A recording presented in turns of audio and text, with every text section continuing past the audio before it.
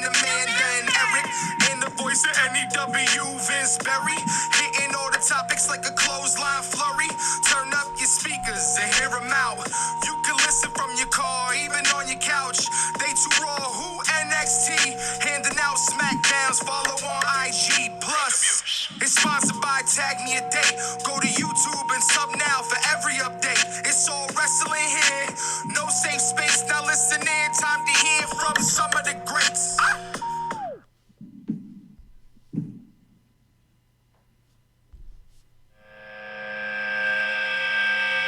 have voices in my head, they count to me, they understand, they talk to me.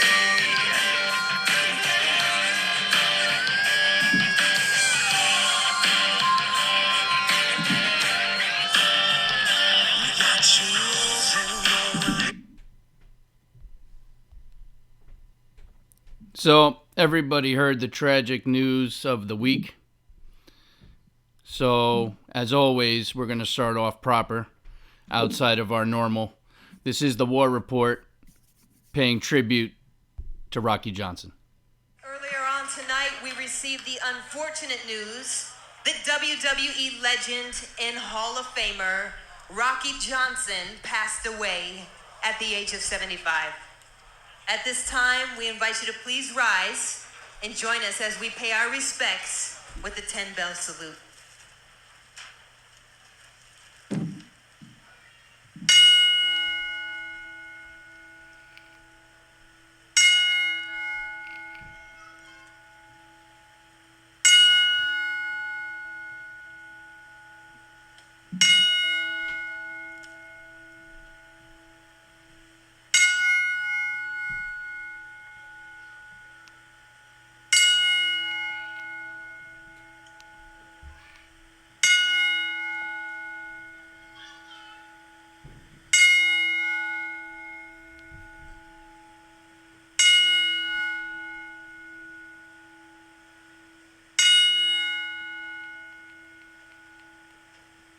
Thank you.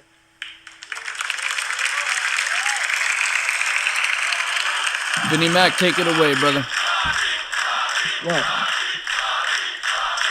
first of all, of course, we're talking about Soul Man Rocky Johnson, and the thing that kind of bugs me about it all is, and I know it's the headline and it's the relevant thing, is, oh, it's The Rock's father, it's The Rock's father. It's more than just The Rock's father. If there was no Rocky Johnson, there's no The Rock. If there's no Rocky Shuffle, there's no Shane McMahon doing the Rocky Shuffle during his entrance and during his punches. Literally, the career of The Rock, because of his family, High Chief Peter Maivia and Atta on one side, and Rocky Johnson on the other. That's what brought The Rock into prominence. He didn't jump out of the womb a superstar. When he was Flex Kavana in Memphis, he wasn't a superstar yet. You know, when he came out as Rocky Maivia with the tassels on, they were saying, "Die, Rocky, die." You know, it takes a certain upbringing, and it takes a certain amount of experience from your family to get you where you need to go. And without the charisma, I mean, if you just, I'm sharing a picture right now. I hope it's coming up of Soul Man Rocky Johnson. And I mean, just look at that. He exuded charisma and a build and a size that was larger than life, and to just not demean, because it's not demeaning to say you're The Rock's father, but to devalue the career of Rocky Johnson and the influence that he had on professional wrestling, African Americans, minority representation in professional wrestling, etc. There's a lot being left unsaid right now, so it's more like, oh, it's The Rock's father, it's The Rock's father. No, Soul Man Rocky Johnson is the impetus, as I said, for Shane McMahon's shuffle. The Rock wouldn't be The Rock without his dad, without the charisma of his dad, and taking after his dad, and, you know, partially in the looks department and the build and the size. The wrestling world owes a lot to Rocky Johnson, and as I said, the representation of minority wrestlers in the mainstream. He was another big, him, Tony Atlas, Ron Simmons, those were the the flag bearers for a while. So again, unfortunate that he was a fairly young guy, passing away Usually, you hope somebody makes it to that 80 mark, that 90 mark, just shy of it. So, yeah, it's a tragedy. We lost a good guy. You think of all the shitty people that could die. Not just in the wrestling business. I'm not saying that, but I'm just saying you look around the world, you're like, we could take out a couple of these terrorist guys. They could croak. Some child molester somewhere could go choke on something. But we lose Soul Man Rocky Johnson, and that's a tragedy. So, yeah, this one's for you, Soul Man, and of course, the Rock's family. That's tough to lose a father, to lose your husband. It's all there are no words that I could say to make the situation any better, aside from we are, all devastated by it, and not just for the loss of the Soul Man, but also the way his family must feel right now. So we're definitely thinking of the family at this time as well as Rocky Johnson. So that's my piece for that. Not to bring the whole room down. This is the War Report, brought to you by TagMeAndDate.com, the first and only dating site exclusively for fans of professional wrestling. I'm your host, Vince Barry, and we're going to get into all the wrestling news of the week. Of course, right now, if you are one of the lucky few, you have set sail on the SS Jericho. The Cruise of Jericho Part 2 is the second wave is sailing the oceans right now. They had some NXT matches, or not NXT, excuse me, AEW. I'll get to that in a second. There were some AEW matches already happening yesterday. Tonight, they're filming the Dynamite matches that are going to be broadcast on Wednesday. And, of course, there are other events going on the boat. The reason I slipped up and said NXT is that Jericho, initially, when he pitched the Jericho Cruise, was working for WWE. And the funny, not funny, haha, but kind of funny coincidence thing is he pitched it to Vince. Jericho said, hey, can the NXT guys, I know we can't do Raw or SmackDown on the boat. Can we bring NXT on the cruise?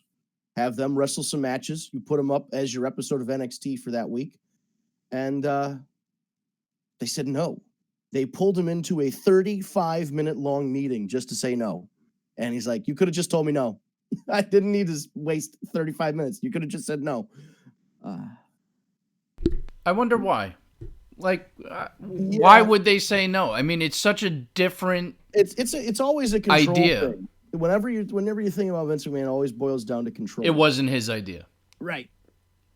And he didn't like cruises. He saw somebody get food poisoning on a cruise once, so he stopped going on cruises, and he didn't like cruises. Does he stop going to restaurants because he knows somebody that got the shits from eating something? I mean, with Vince McMahon, you never know. That's a very true story. He very well could have certain places written off. I don't go there. They give you the shits. That's funny. But yeah, he didn't want him on the boat. So he got last year, I think it was Ring of Honor and a couple indies.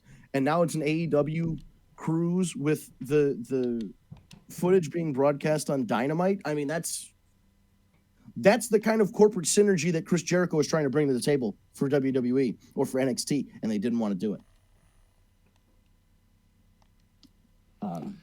So we are days now away from what has always been one of my favorite pay-per-views, the Royal Rumble.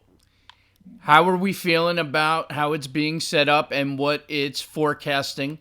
I think I want to start off with who we're thinking is going to take the Rumble. Because the title is not on the line, I do not foresee Brock to be the winner. I think a good sleeper would be Drew McIntyre right now with the way he's getting pushed, and I do like the face turn.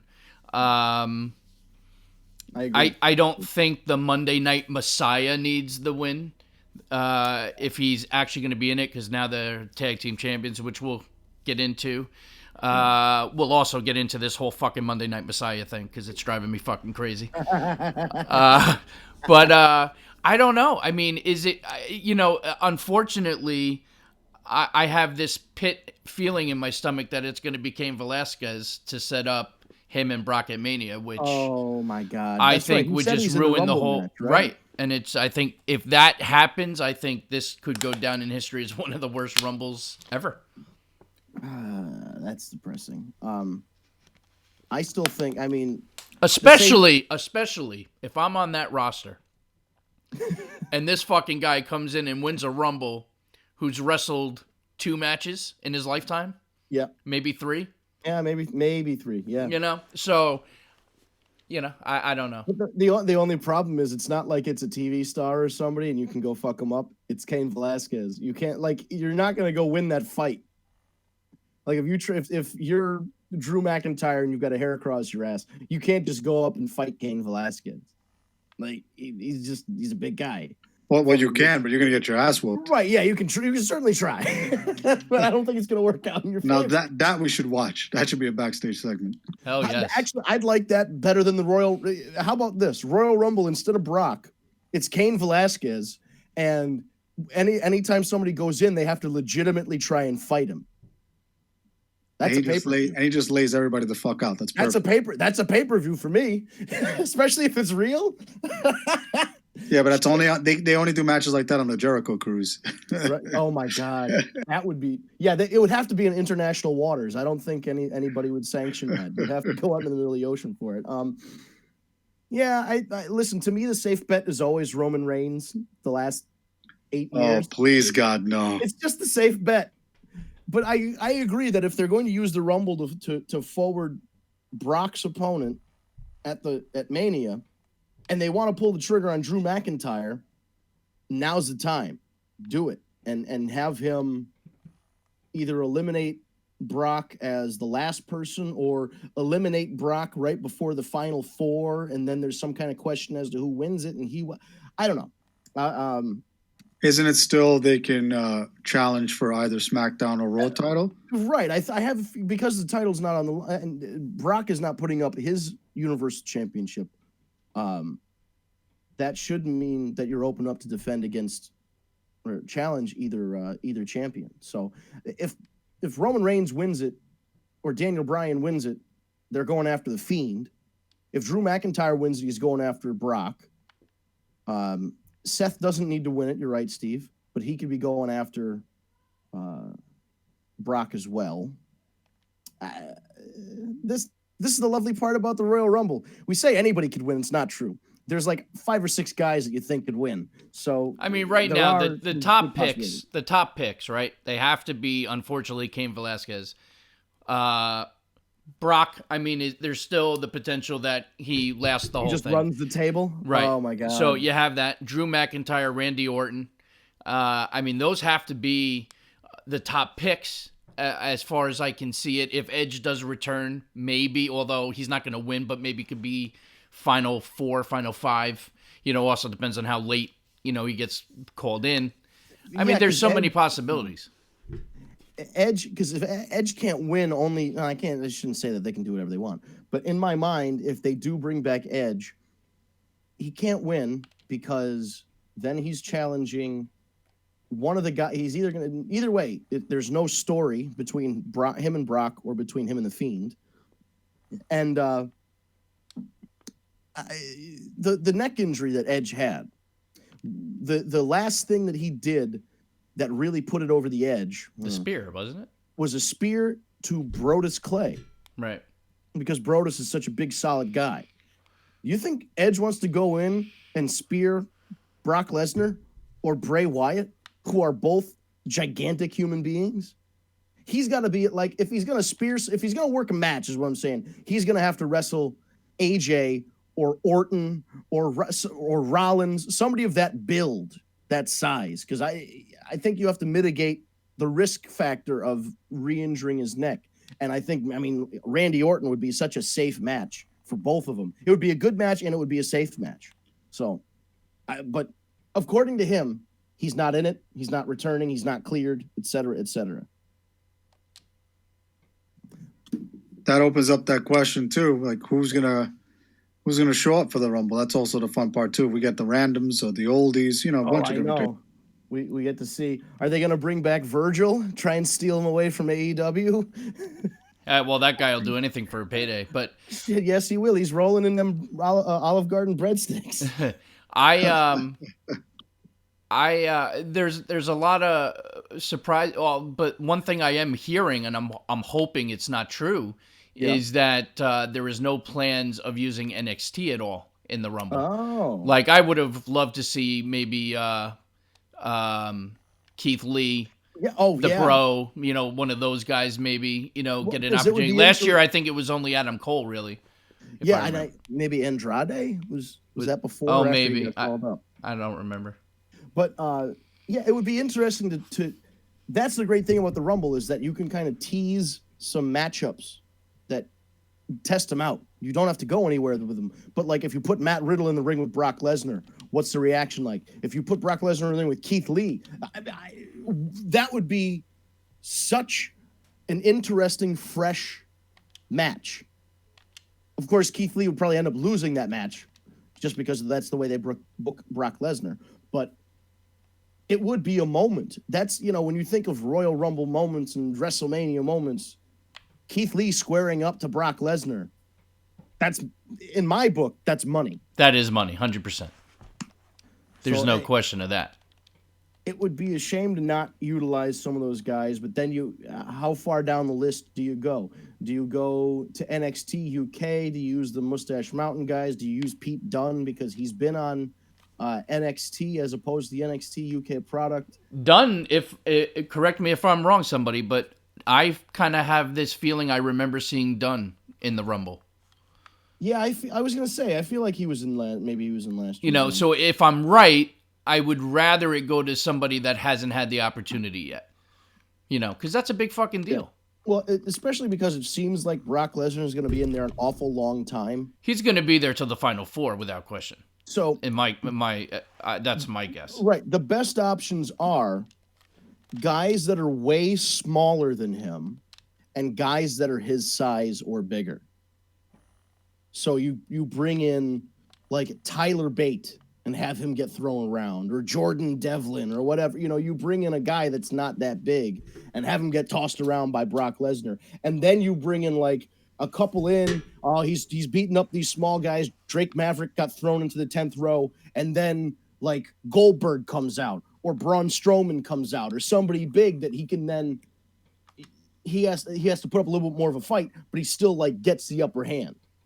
So it shows that he's not just beating up on these little guys, but the little guys are kind of set up for, okay, little guy, big guy who could eliminate Brock. And then there's like, oh, Willie won't he? And then Brock goes over up until hopefully Drew McIntyre wins. But who knows? We could go right back to, we'll just have Roman Reigns win it. Who knows? That's the best part about the Royal Rumble. It's pretty much a crapshoot. Yeah, I mean, that's the fun. I always, for me, what makes a Rumble are the surprises. It's like you're never going to forget when AJ Styles made his official debut in the Rumble, or Edge made that big return, or John Cena even made that big return. Oh, yeah. There's so many of those type of moments that those are the things you remember. And so I'm just hoping they deliver, because when you look at the rest of the card, outside of the women's Rumble as well as the men's, it's kind of lacking a little in my opinion. I mean, there's some, it's like, I don't even, if you asked a stranger on the street, hey, is there going to be a women's Royal Rumble this year? I don't know. Like, it's not. Charlotte's been talking about it. It's not been very well advertised though. How many? There's not that glut. Like usually you see the guy for the men's Rumble, you've heard a bunch of guys, I'm entering myself and I'm declaring for the Royal Rumble. There really hasn't been that. Maybe we'll get it on Friday, but to me, it doesn't feel like there's been that push for the women's Rumble. Well, you know what? I think too, you might be saying that also because compared to last year, it's a lot less. Last year there was so much hype because it was the first. So, now maybe it just doesn't feel like they're putting as much as an emphasis on it because it was so overhyped. And I'm not saying overhyped in a bad way. It needed to be overhyped because it was historic. But, so and that's could just end up being the real obvious conclusion that Charlotte wins. I mean, She hasn't. That's one thing she hasn't done yet is win. So as far as I mean, maybe there's a shocker in there. Maybe Shayna. She's kind of a dark horse pick. People are saying Shayna. I think it's either going to be Sasha, and then Sasha turns on Bailey, and we get Sasha Bailey, or Charlotte wins, and we get another round of Becky Charlotte or Charlotte Asuka. see, I'm just thinking in terms of the Sasha deal. I just don't think they're ready to have one of them turn. I know. You know, that's my only thing. And at the end of the day, one of them is going to have to get over as the face in that match. They can't both go in as heels. You know, you can work it when there's two faces, you know, but you can't work it the other way. So I don't think they're ready to pull that trigger, or at least I'm hoping they're not, because But you see in Sasha, when like Bailey's out of the room and the title belt's just sitting there, and she kind of like gives the side eye over to the belt. Well, yeah, I mean, listen, at the end of the day, the end goal is to be champ. I mean, you know, that's why you're there. So I get that. You're not just there to dance and have fun, Mago. Yeah, you know, they can always continue to tease that, you know, it's going to happen, because we all know it's going to happen. It's just a matter of when. They're teasing them both. You guys said it right. So we got Charlotte and Becky, and we got, you know, Sasha and Bailey. That's probably both matches at Mania. Or you put them all in there and do a fatal four-way, right? Last year you did that. Huh? We did that last year, and it's, you know, last year was a triple. Yeah, that's true. You could do a fatal four-way. So now do it. I mean, when was the last time we had a women's fatal four-way match for the title? Yeah, but then how would you do that? It would be whoever pins one gets that belt, or would you get both?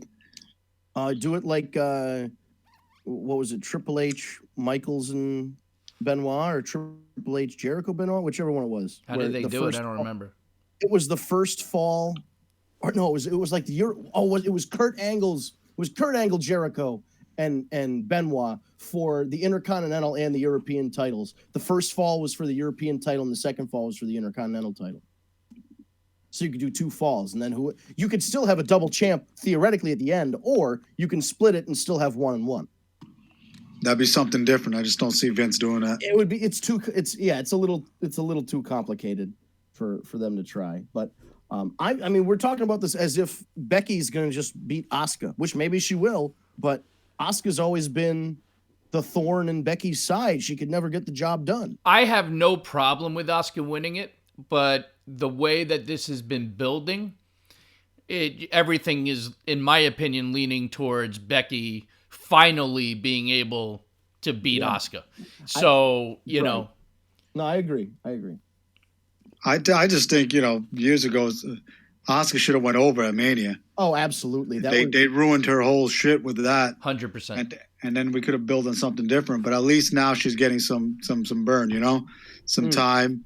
And hopefully it works out. But I see Becky obviously going over. The man is not going under. And Asuka's a great heel. She's doing it really well. Oh, yeah. You know, the fact that, you know, now she doesn't even have to try and speak English, because it's just more heel to speak in a way that we can only understand, you know, easy peasy. And I may be cheesy to some of you guys, but I like their new theme music. That shit is pretty awesome. I like it better than the other one. Yeah, that shit is pretty good. Yeah, I like it. Instead of trying to mash, they always try and take the two themes and mash them up, and it never really sounds right. Yeah, I like that new one. It's pretty good. Somebody online suggested that the way Becky would win, or part of the match, would be that Asuka goes to spray the mist at her, but Becky takes Kyrie's umbrella and opens it up and blocks the mist with the umbrella. What if I got one. What if Becky gets some mist of her own? She could have ginger, like orange or red mist. Yeah. Oh God. Instead of Orange Cassidy, she just takes a swig of ginger ale. And you know, kind of like Payback's a bitch, you know? Yeah, no, she could get one up on her if she. There's precedent there. Becky wrestled in Japan. Not that anybody would know it, but Becky wrestled in Japan. Or she could just have a bunch of Steve Weisers after the match. What? I'm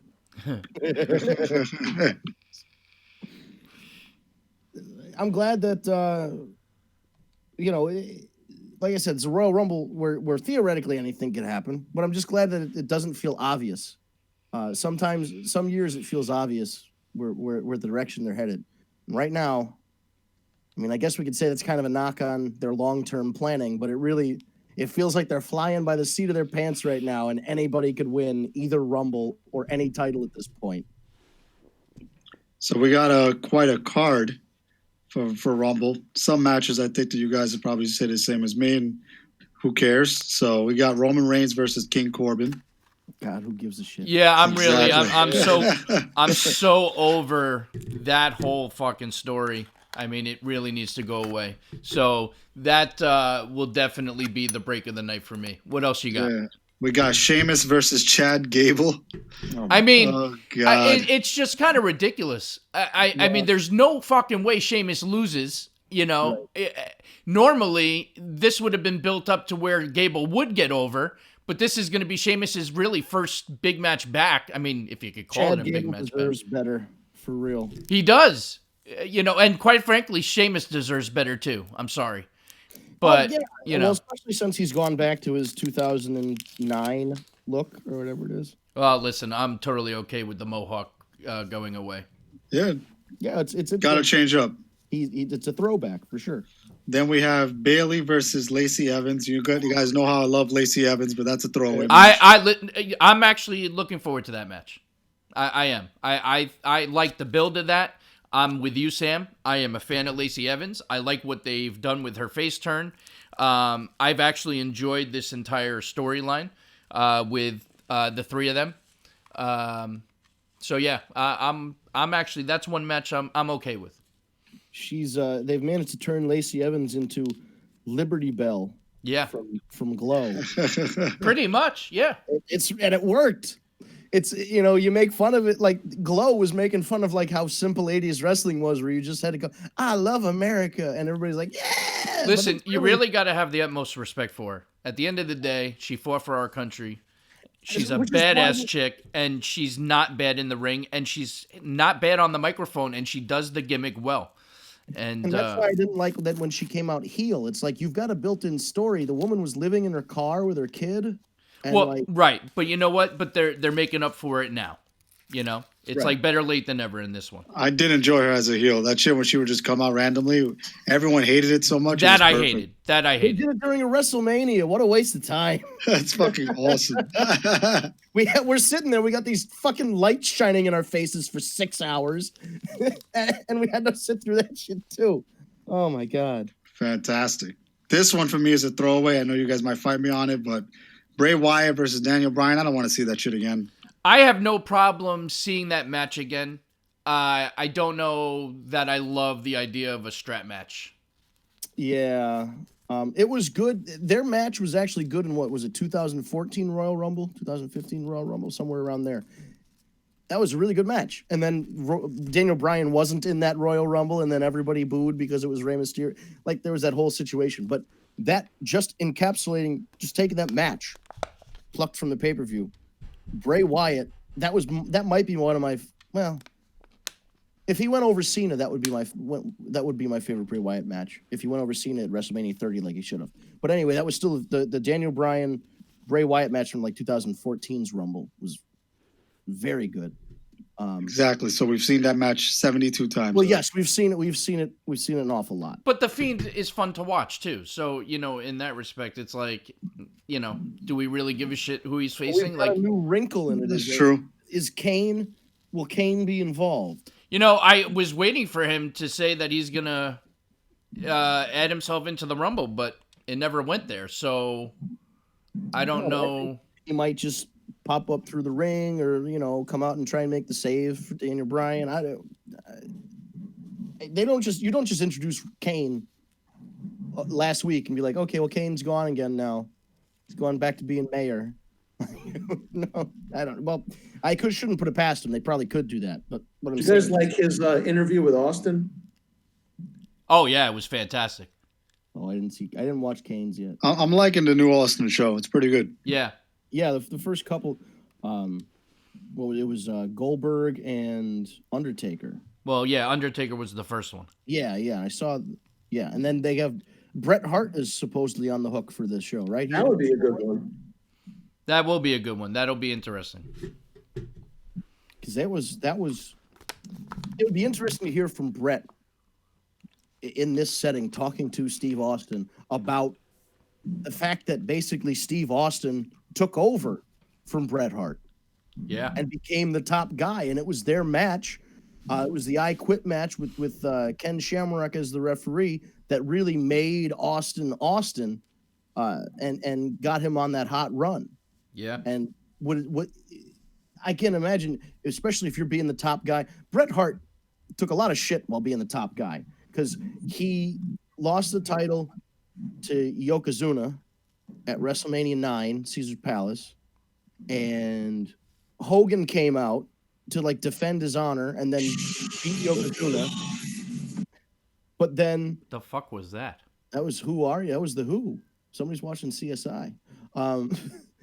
But then Bret was supposed to go over Hogan. Hogan didn't want to go over, didn't want to put over Bret, so he lost it back to Yoko.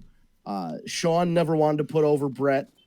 The screw job happened. I mean, Bret Hart, as the top guy of the WWF at the time, really went through some shit. So to hear him sit down with Steve Austin, who is a straight shooter, about as straight a shooter as they get, that'll be interesting. And someone who Brett respects a lot. For sure. Because I do want to hear what everybody kind of classifies Bret Hart nowadays as like a bitter guy and bitter about what happened. And like, oh, when he wrote in his book, he seemed bitter. Well, yeah, motherfucker, I'd be bitter too if all that shit happened to me. But it would be interesting to see if how did he really feel about putting Steve over? How did he feel about, all right, you're not going to be the guy anymore. Stone Cold Steve Austin is the guy. We're hitching our saddle to this horse. You know, Which was a smart decision. It was. Oh no, it absolutely was. But was he bitter about it? Was he accepting of it? Like, it'll be interesting to hear him. I kind of feel like how could you not be bitter? Yeah. Because in Brett's eyes, he still had a lot of gas left in that tank. So, but the fans kind of pushed it into that direction. It's true. It's true. He did have a lot of gas left in the tank until fucking Goldberg ruined it. I was just gonna say until Yeah, Goldberg that's true. gets his fucking head off, but that's a whole other situation. Yeah, that's a problem. What's funny is that, if you look back, obviously infinite regression, you can come up with any fucking scenario, but imagine if it wasn't Stone Cold. What if it was, Owen? Yeah, because they had that. Brett and Owen had that WrestleMania match. That was killer. I think that was that WrestleMania 10? WrestleMania 10. Yeah. And I mean, That would have been great. I imagine, I know I've heard a lot of things about, Owen wanted to get his money, get in, get out, and not spend a lot of time in the wrestling business. But I feel like the way the wrestling business changed as time went on, if he was still around, he would have been one of those guys who when SmackDown first split off, he would have been like the big SmackDown. Like Triple H might not have had that Triple H run. It might have been Owen, because Owen was such a strong heel. He could have carried a Hart Foundation or a faction like that and been a big deal, and then helped to start put over the younger talent. It's interesting to think we missed out on a Owen Hart, Kurt Angle feud. And that could have been big business because you have the pro Canada Owen Hart, the pro America Kurt Angle, the Olympian, and two fucking amazing workers who could do anything in the ring. And Owen could work his ass off. We could have seen Owen versus Jericho too. That would have been amazing. Owen Jericho would have been. That would have been sick. Owen Edge. I think Owen Edge, like to when Edge was first starting to break away and become a main eventer, that could have helped him get to that level as well. That you're right. Just thinking back, the what ifs are killer, because even Bret Hart doesn't get that concussion, but the WCW still gets bought out by WWE. Bret could be back with the WWE in like 2002, 2003. Not to rhyme, but you know what I mean? Like Bret Hart could be back with Vince in 2003 instead of like Scott Steiner. Or No Way Out with the NWO comeback. It's the what ifs are killer. And yeah, you should be, if you were Bret Hart, you'd be bitter about it. Get your freaking head kicked off and your career ended, and then you have a stroke because of the complications. The whole thing sucks. The whole thing sucks. Brett's bitter about Austin though, because I think as long as it wasn't Shawn Michaels, I think Brett was all right. That's probably He probably is one of those guys who's like, you know what? If I put over, I'll put over Austin if I don't have to put over. He was going to put over Foley, I think, from what I heard. Yeah, and and Foley really didn't. By the time Brett was leaving, was when the rise of Foley came about. Wow, those matches could have been killer too. God, all the stupid bumps that Mick Foley would have taken in those matches. I watched a compilation of him doing what he used to call the Nestea plunge, and that was when somebody would kick him off the ring apron, and he'd just take a flat back bump onto the concrete with like nothing to break your fall. It's about the stupidest thing I've ever seen, but it got a big reaction. But god damn, does that look like it hurts? Falling from the ring apron to the concrete, no pads, no nothing, no table to break your fall. Oh. So we're getting close here. So I want to kind of switch gears a little and talk a little bit about this week, specifically Raw, since it's so fresh. And it seems like there's some mixed reactions on this panel. I actually enjoyed Raw this week. I think there were some really good moments. I think that ladder match with Andrade and Rey was fantastic. There were a couple botches, but overall, I think that match really was well done. And I think it ended the correct way. I don't know. I thought there were some high. I kind of liked the tease of Brock Lesnar and Ricochet.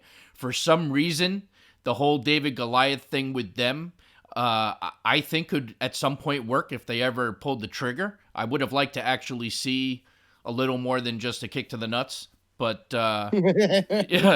You know, but I don't know. I kind of enjoyed all the way through. I mean, listen, it was long, but you know, it is what it is. It's long. I don't know. What do you guys think, Eric? I know you were saying how you were kind of in, and then you kind of phased out. Well, no, the only problem I had with Raw was the whole Lashley Lana thing. That's it. Other than that, it was pretty good. I just can't do it with that. I got to be honest with you.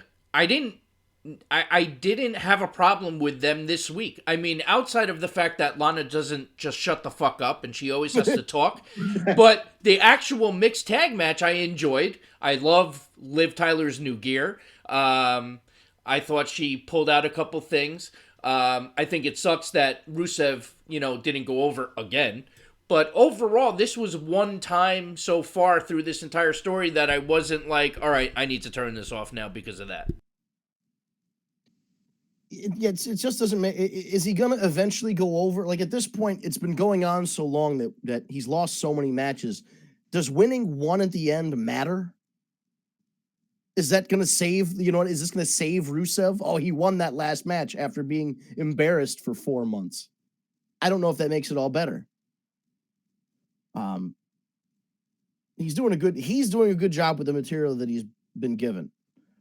He as usual, Rusev turns chicken shit into chicken salad. That's just what he does. The problem, so again, it's not a real. I guess the problem is that he's not winning any of these matches. Did you hear? I do think, though, not to cut you off, I do think, though, that the one victory in the end, the payoff match, I think does make all the difference. At the end of the day, Rusev has to get over on Bobby in the end because he's losing his marriage either way. You know what I mean? So there has to be a little balance, I feel. So I do feel that even if it's just one time, even if it's at the Rumble, it kind of moves it along into a different direction. Well, I agree with that. They need to move into a different direction. Did you hear the part where, it wasn't this week, it was last week, Rusev's cutting the promo, and he says something about you come in my face? They're like, oh, baby, no. Oh, my God. The memes were amazing after that. He said, you come in my face? It's like, what? Who did what? He can get away with it, though. He's a Bulgarian. I know. It's just, oh, he has an accent. It's okay. So, being that we're on Raw, we have to address this whole Monday Night fucking Messiah deal. And the T-shirt now that makes Rollins look like Jesus. How are we feeling about it? I mean, I find him more annoying now than I did, which I guess is a good thing because, he needs to be annoying because he's a heel. Right. I do like the stable. I love the addition of Buddy Murphy. I think it finally gives AOP something to do. On the other hand, though, I'm kind of surprised that AOP weren't the ones that got the shot against the Raiders. Feel bad for Mania. Right. Well, but I'm also very disappointed that they took the belts away from the Viking Raiders. Well, yeah, that's fucking stupid. Especially to not give them to a tag team. The whole point of a faction was like Ole and Arn would go get the tag team titles, and Tully would get the TV title, and then Rick would win the world title. That's what. Why is your main event guy and your cruiserweight guy or your U.S. title guy, intercontinental title size guy, going after the tag belts? You have a tag team. They have a tag team name. They have a tag team finisher. They've been a tag team for like 5 years. Just let them win it. If you're gonna take them off an established tag team, have an established tag team win it. It makes the Viking Raiders look real shitty to lose their titles to two guys who have never tagged before. It's like when Seth won the tag titles with Strowman last year. Didn't make any sense then either. Doesn't make much sense now. He should be pulling the strings. He's the architect, right? He's the one in the background building things and making them happen. He's the Ted Mosby. Exactly. When it comes to this particular situation and the stable with Rollins, I hear what you're saying and I agree. But we've had this argument before, and I will stick to it, that sometimes a generic team that's just thrown together is not necessarily a bad thing. Case in point, Cesaro and Sheamus, for example. Sometimes those manufactured teams actually turn out to be something special. In this particular case, though, I agree with you because what's the long term of Buddy Murphy and Seth Rollins? Right. They're gonna drop him again in a couple weeks. Right. But I do agree with you. I think in this situation, Rollins is your world champion.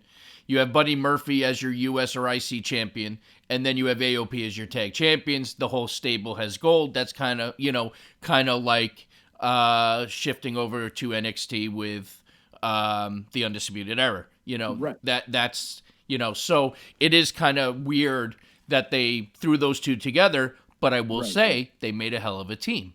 Buddy Murphy is fantastic. And, whether we like Seth Rollins or not on the mic, he's still very good in the ring. So you put the two of them together, it could, continue to be a pretty dominant team. The finish to that match against the Viking Raiders, I thought was very well done. The curve stop to the apron. It just sucks that, at this point, we're so fucking close to the Rumble. So I would imagine we're going to get a rematch at the Rumble, or they're just going to throw them all in the Rumble, which I would rather see them get a rematch, although, they'll lose. Yeah, man, I don't know. It's weird to think that because we're so close to the Rumble. You'd think if those guys were going to be in it, they would have said something Monday night. Are they wrestling? Is anybody wrestling Samoa Joe and Kevin Owens at the pay-per-view? Is that on the docket? No, there's nothing for Samoa Joe. I think they put themselves in the Rumble. Yeah, they both announced on SmackDown that they're going to both be in the Rumble, and then Joe kind of mentioned to Owens and said, listen, when it comes to Rollins and AOP and Murphy and all them, I always got your back. But when it comes to the Rumble, it's every man for themselves. And if you're standing before me and in my way of a shot at WrestleMania title match, then I will run right through you, kind of thing. So they're already starting the tension or potential tension. But at the end of the day, he's right. The Rumble is the Rumble. It's every man for themselves, and you do what you got to do. We have the potential for a Kevin Owens Samoa Joe WrestleMania match? That'd be a hell of a match. Use that. It would be a hell of a match, although I don't know that I kind of want that because now they both finally turn them face. So then one of them has to turn heel again. It's not that I have a problem with either one of them being heel or face because they both can do either one fantastic. My problem is just the rapidness of how that's been happening. Heel face turns are just, it's like Miz, you just turned him face and, you gave it 2-3 months and now he's a heel again. So it's got, you used to have guys like, I don't even fucking know. You had guys that would do a heel turn and be heel for a few years, before they finally saw the light and appreciated the fans or whatever the fuck you want to call it. So I don't know. It happens too often now with the same. Look at Big Show. How many fucking times heel or face within a month? I think it turned 4 times. They started doing the same thing with Braun, and they did the same thing with Elias now. Yeah, well, now I think they're going full throttle with the Elias face turn, and I'm totally okay with it. I think Elias does a great job either way. Also, he's one of those guys that can go either way, heel or face. So, yeah. And now, SmackDown. There's really, I guess there's some stuff to say about SmackDown, but it's just weird that SmackDown is getting 2.5 million viewers. It's outdrawing Raw by like 500,000 people, or more depending on the week. But I feel like they're kind of just spinning their wheels. We're just seeing this dog food Dolph Ziggler. Yeah, but you got to remember, the whole Dolph Ziggler Reigns thing is not the whole 2 hours. I have to say, I thought SmackDown, huh? But where's it go? You know what I mean? Well, hopefully the Royal Rumble is going to put that to bed. That wherever the fuck it's going, we're going to find out at the Rumble, and that's going to be the end of it. That's the best case scenario. But I think I like everything they do with Bray Wyatt and The Fiend is a home run. The vignettes, the whole thing with Daniel Bryan, I think has been. What was that? The Firefly Funhouse stuff is right. Those are great. Bray coming out as The Fiend, the whole interaction with Daniel Bryan's been great. The story's been great. Kane returning was a nice surprise, and seeing Team Hell No back together for a minute. So when you have that factored in, the Mandy Rose Otis. Listen, I could watch Otis all fucking day. He is. Yeah. Otis is the man. He is absolutely one of the greatest people on the roster right now, and the whole kind of thing he's doing with Mandy Rose, it's interesting. So I think they got some good stuff going. AJ Styles and Gallows and Anderson, Revival. So you've got some some talent. You got some stuff going on over there. And what do you think? So, and the Asuka Becky Lynch deal. Well, that's Would you say that right now is SmackDown the better show than Raw? I would say it depends on the week, but I have to say a lot of times I find SmackDown more entertaining. But with that being said, I don't know how much of that is the fact that one of them is 3 hours and one of them is 2. Because it makes a difference. Right. No, that's very true. Because the 3 hours kind of if you could trim the fat and take an hour off Raw, we say it all the time, it would be a hell of a show. It would be a much better show. 100%. 100%. Yeah. But it's not going to ever be that way. No, it's not. It's not at least in the near future. I'll tell you right now, the only way you will ever see Raw go back to 2 hours, in my opinion, my speculation, would be if they get the Nielsen reports and it shows 0 viewers from 10 to 11. I think outside of that, Vince McMahon is not going to pull that trigger. Now that would be funny as fuck if that ever happened. Just one week, the 3rd hour, just has nobody watching. Oh. It used to be 2 hours back in the day, and Nitro was always 3. So I think he got over that too. So he flipped it. Yeah, I just don't. I can't get into this 3 hour thing. I just can't. Even when it started off, it was kind of like fun and interesting for like a little while, and then it was just like this is too much because a pay per view used to idea be was to 3 hours. to give more time for other, more people to get on TV, get some screen time and wrestle. That's probably the original idea. Yeah, and it was, but now it's just they're just Like it sounded good on paper, but right. They're selling. It's selling ads at this point. You're selling ads. I also think none of us are getting any older, so watching 3 hours is killing us. Oh my God, yeah, that might have something to do with it too. I just, at almost 33 here, I value my time a little bit more than I did back in the day. I can't just sit there and watch 3 hours of nothing. It's at least got to be to a certain standard where you don't like Eric. He tunes out when a lot of stuff comes on. There's not much that's making me unless it's on in the background and I'm cooking or whatever. 3 full hours of Raw is just it's a big ask. It's a big ask. I wanted to switch to NXT for a sec because they had a really great women's battle royal last week. Oh, that was the main event of the show, right? Yeah. Yeah. And they brought, first of all, Casey Catanzaro, isn't she? I thought she was done. That was the speculation, but it looks like she's not no more. Who came out? Casey Catanzaro. Oh, Ricochet's girlfriend. Yeah. Gotcha. Yeah. You got it really showed like the how good the NXT roster is. Even Shayna came out for that battle royal. Fucking Mercedes Martinez is now there, and that's been a long time coming. And they did this whole Chelsea Green thing with Robbie E. Oh yeah, thing, but they did that. So now Robbie E's on TV again. I'm glad to see that he's getting some TV time. The Robert Stone brand. Yeah, that's an interesting way to go with. And then they put Bianca Belair over as the one to face Rhea at NXT Portland, which is well deserved. Yes, yeah, I think. I think it'll be a good match. I mean, listen, at this point, the only way Rhea loses is if she's getting called up. Right. And I think, she just won it, so I don't think that's happening yet. Yeah, I'm with you on that. I think she's we have got to some keep time. it from. Definitely with you guys. We have a lot of time with Rhea left as champ first. Oh yeah, she's gonna have a reign. But I think that she's so hot right now, I don't think it's gonna be like one of those year-long title reigns. I think they're gonna want to call her up sooner than that. You don't agree?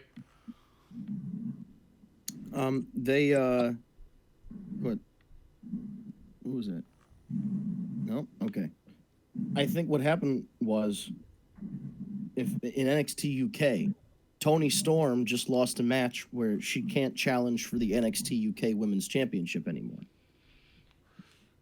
So that tells me maybe she's coming over here to feud with Rhea Ripley. Or she's going to be in the Women's Royal Rumble and they're going to call her up to the roster. Also a possibility. So yeah, I think, I think everybody's kind of on the same page here. Ripley's going to hold that title for a little while more, but it's not going to be like Shayna's never-ending title reign. No. I think Shayna's getting called up, and I have a feeling Rousey might come back for the Rumble. Yeah, I feel. Oh, Rousey back for the Rumble. Well, Rousey, that's been a rumor going around that she's going to be in the Rumble. I've been hearing that too, and I agree, Sam. I think without question, Shayna's getting called up to the main roster. Yep. The question is, are they going to bring her two sidekicks with her? I mean, I don't think they're ready by any stretch of the means. They're still terrible. But they're horrible. They are. I agree with you. They're horrible, but at the same time, But they have the ties to the whole horsewoman thing. Right. So I could see them kind of pulling that trigger too. Right.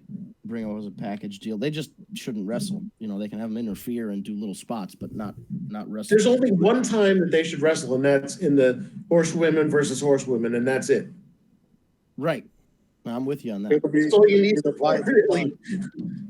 the Riot Squad 2.0. Oh, jeez. Yeah, the Riot Squad. And that's another one. She could be coming back. Ruby Riott could be coming back. Oh yeah, we haven't seen her in a long. What the hell ever happened to her? She got an injury or something. Yeah, well, I figured that, but what was the injury? Anyone know? Because I got to be honest with you, I totally forgot she was even gone, which is not a good sign. Well, they didn't really do much with her aside. She's been gone for quite a while, though. Yeah, she's been gone for months and months. Right, I feel like she's been gone for like a year. Oh, you're very. That could be true. Look, you're right. I'll look it up. That was since the draft. They didn't talk about it. And Steve, you might like this. Well, one of the teams for the Dusty Rhodes Tag Team Classic, which we should talk about too, is Pete Dunne and Matt Riddle. So they're calling themselves the Broserweights. Yeah, I saw that. I saw that. That was hilarious. Yeah, they're a great team too. They're already wearing matching gear too, which is awesome. Jeez, they'll have them together for a little while. Then if they have matching Broserweights, I think that name is hysterical. The name is great. I said, bro, and they're both badasses, so it's a good fit. They definitely work as well. I think they're going to take the whole Dusty Classic. I think. Yeah, they probably they have the potential to do that for sure. Especially since the Time Splitters, Kushida and Alex Shelley are already out. I can't believe they lost. I just knew they can't. It was too much of a good thing. You know, to have Alex Shelley back in wrestling, and like the Time Splitters were a team in Japan, and they really weren't wrestling in the U.S., but people were still excited for them. I just knew, I'm like, this is going to only end in tears. It's always the way. Ruby Riott underwent shoulder surgery in May, and then another one in August. Oh, wow. Yeah. So that's no good. So, August... Maybe you could be cleared for the Royal Rumble. Maybe. And if anyone's interested, the Worlds Collide card actually looks really good. Oh yeah, that looks like a good show. Undisputed Era against I don't even know what they call those guys over there. They're gonna have DIY versus Mustache Mountain, which is gonna be fucking amazing. Yeah, well, that'll be a good match. It's interesting they got Tommaso and what's his tits over there, Johnny Gargano, back together. I couldn't remember his name for a second, but it's weird because it was like they had this big blood feud. They hated each other and they were trying to kill each other. Now it's like, hey, you want to tag one more match together? And like, why not? Well, they've been through so much together. Right? Yeah. I mean, I get it. It's just funny that they spent all this time trying to kill each other, and then one gets injured, and then now he's back, and it's kind of like not that they're restarting it, but they're kind of back to being cool with each other, at least on the surface level. All right. Well, we are pretty much top of the hour. Absolutely. Oh my gosh. Yeah, we didn't even touch on AEW gets their television contract with TNT extended for 2 years. That's a great sign. $175 million or something like that. Some fucking stupid number for a company that's been in business for 3 months. So good for them. Yeah, man. So we're rocking and rolling here with the rest. Like, there's good wrestling on. Again, tonight, I hate to be a broken record. Tonight, you've got NWA Power on YouTube. You've got AEW Dark on YouTube. Tomorrow night, you've got NXT and you've got Dynamite. Mondays and Fridays, you've got your usual Raws and Smackdowns. But AEW and AEW forced WWE's hand to not only do more with NXT, but to try some different stuff with Raw and SmackDown. You can see that since they came into the picture, they're trying some different stuff, which is only a good thing. It's the same thing that happened with WCW being in business. WCW, being that alternative, gave an incentive to Vince to innovate or try different stuff. It's the same thing here. They're innovating. They're trying some different stuff, and NXT is one of the new things and one of the benefits. Not that it's a new show, but it's something that's got a renewed focus on the brand now that AEW is around. So It's all good things. And we've got Marty Skrull. We talked about that last week. The Marty Party is canceled. He's signed with Ring of Honor. He's got the book, or he's got part of the book with Ring of Honor. Some crazy. He's getting like $650,000 a year. Good for him. We'll see if he can drag Ring of Honor out of the funk that they're in, because they're kind of just not. They're not the same. But we'll see. This is not just because of Royal Rumble leading on the road to WrestleMania, up to WrestleMania itself, but this is an interesting time with contracts coming up and people signing, and people could be jumping to other shows. Luke Harper could be showing up on AEW. Who knows? Or he could show up in Ring of Honor. He could show up in wherever he wants. But it's kind of, this is the time of year where the wheels start turning a little faster on all fronts. So it'll be an interesting ride the next few months to see where people land up, where talent lands up, where ratings end up, all the way up to WrestleMania. And one more thing, Nick Aldis versus Flip Gordon is going to happen. Oh, yes. That's at not Into the Fire. That was their last pay-per-view. Hard Times is their pay-per-view coming up. That should be pretty cool. Should be fun. I thought it was going to be him against Marty, but it's him against Flip. And tonight is on YouTube is Aldis against Ricky Morton. So I'm interested to tune into that, see how that turns out. Ricky Morton's actually been doing really well as a 60-something-year-old guy getting out there wrestling, but can't mess with the mullet. No, it's amazing that Ricky and Robert are still out there wrestling. It really is, because there's a lot of guys that wrestle. And not for nothing, doing some of the shit that they're doing. Well, yeah, they're doing Canadian destroyers and dives and all kinds of crazy shit. But it's like guys that wrestled with them, there's a whole generation that's pretty much dead. Yeah, those guys are seriously still out there wrestling. Oh, my God. So we'll be back next week with more wrestling talk and wrestling news. We'll talk about the Rumble, how things shape up after the Rumble, and then after the Raw after the Rumble, because that's always an important event too. Because once the Royal Rumble itself is finished, the road begins. The road begins, and that Monday after gets things started. So we'll see if anybody's pointing at the WrestleMania sign or any of that stuff. And we'll report back to you next week. It's gonna be our truth, just pointing at like the concession stand sign. My bad. Yeah. Oh, my bad. But we'll be back. We're here every Tuesday, 7 p.m. Eastern time. We're live on YouTube and Twitch. Our YouTube channel, if you go to youtube.com, search for Tag Me a Date. Tag Me a Date, no spaces, all one word. Tag Me a Date. You put it in, type search, you'll hit our channel. Hit the subscribe button and hit the bell. They're being very specific about that right now. The analytics and the specifics of what you need to do for YouTube, they change almost daily. But currently, they want you to hit both, or else you won't get any notifications when we go live. You have to hit the bell to get the notifications. So hit subscribe, hit the bell, and also follow us on other social media. We're on Twitter, we're on Instagram, we're on Facebook, we're probably on a few others.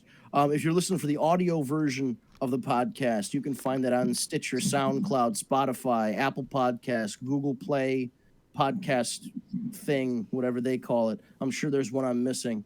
But stay tuned to not just the audio version or this video version. Stay tuned to our social media, because we are in the process of rebuilding and revamping the tagmeadate.com website. Tagmeadate.com, as you know, is the world's the first and only dating site exclusively for fans of professional wrestling. And you can find your tag team match on tagmeadate.com. As of right now, though, don't try to do that, because we're still, as I said, rebuilding the website. And Steve probably has a better idea what's going on than I do. I'll give him the floor here. Give us a little... It's going to be a while. It's going to be a while. We're doing what's needed. We're doing a full I mean, when I talk, we're starting it from scratch, from the ground up, and that includes the database. So stay tuned. Anyone that was ever on the site, we're gonna want everyone to come back and check it out when it's done.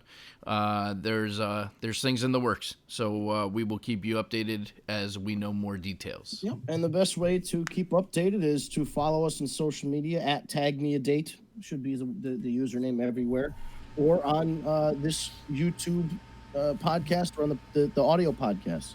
So just pick one, follow along. You'll hear not only wrestling news and talk like this, you'll hear updates about the tagmeadate.com site and when that'll be relaunching. And I think that's it for right now. We'll reconvene next Tuesday, 7 p.m. on Eastern Time. Set your clocks as needed. And thank you so much for listening. We'll see you next week.